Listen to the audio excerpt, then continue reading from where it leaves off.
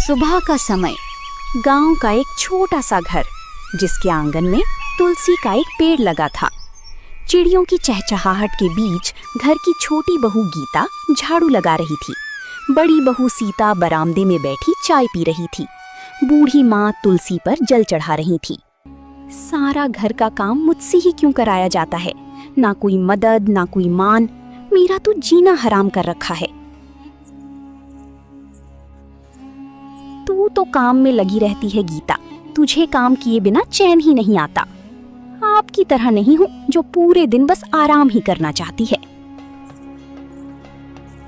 अरे गीता, जुबान संभाल कर बात कर। बड़ी बहू से इस तरह बात करते शर्म नहीं आती?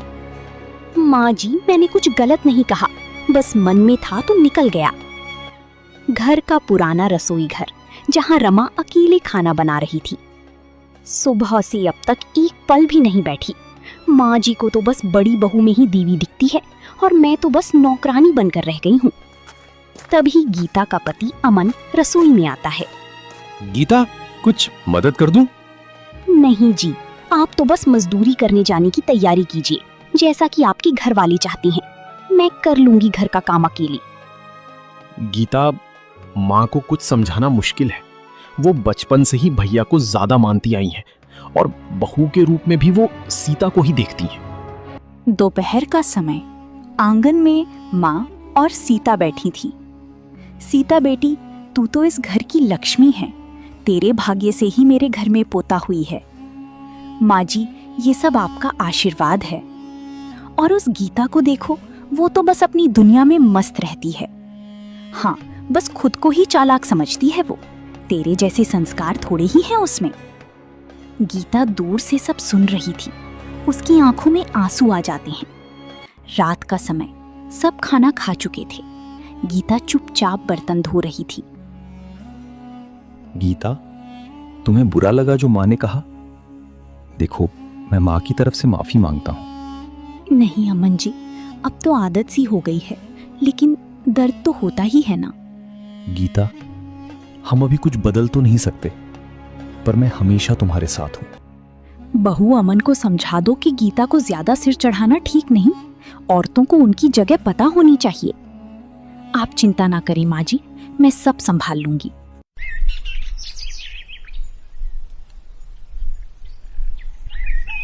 सुबह का समय, गीता रोज की तरह जल्दी उठ चुकी थी और चूल्हे पर चाय चढ़ा रही थी।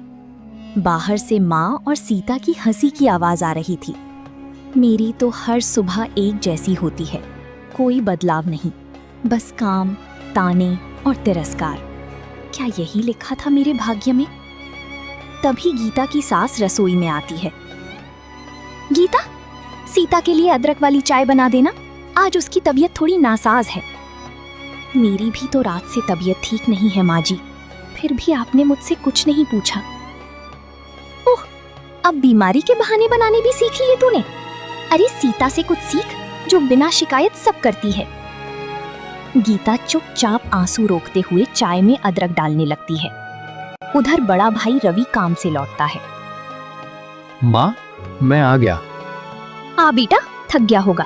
गीता, जल्दी से पानी ला। अभी लाई माँ जी। गीता सब देख रही थी कि किस तरह बड़ी बेटी और बहू का सम्मान किया जा रहा है, लेकिन उसे कोई नहीं पूछ रहा। इसके बाद आंगन में पूरा परिवार साथ बैठता है, केवल गीता को छोड़कर। रवि बेटा, हमें अपनी पोते के लिए अच्छे स्कूल का इंतजाम करना होगा। तेरा बेटा बहुत होशियार है। हाँ माँ, कल ही शहर चलकर देखता हूँ। अरे हाँ माँ जी, हमारा गोलू तो सब में अव्वल आएगा। माँ, गीता भी तो पढ़ी लिखी है, वो भी घर के बच्चों को पढ़ा सकती है। इस बहाने कुछ कमाई हो जाएगी। हमें किसी परदेसिन की पढ़ाई की जरूरत नहीं। हमारी बहू तो सीता है, गीता तो बस बोझ है। सन्नाटा छा जाता है। गीता कलेजे पर हाथ रखकर दूर खड़ी सब सुनती है। रात का समय, अमन और गीता अपने कमरे में बात कर रहे थे। गीता, मुझे शर्म आती है कि मैं तुम्हारा पति होकर भी मैं कुछ नहीं कर पाता। ऐसा मत कहिए, आप ही तो मेरी सबसे बड़ी ताकत हैं। आप हैं तभी मैं सह पा रही हूँ। एक दिन सब बदलेगा गीता, बस थोड़ा धैर्य रखो। धैर्य की भी एक सीमा होती है।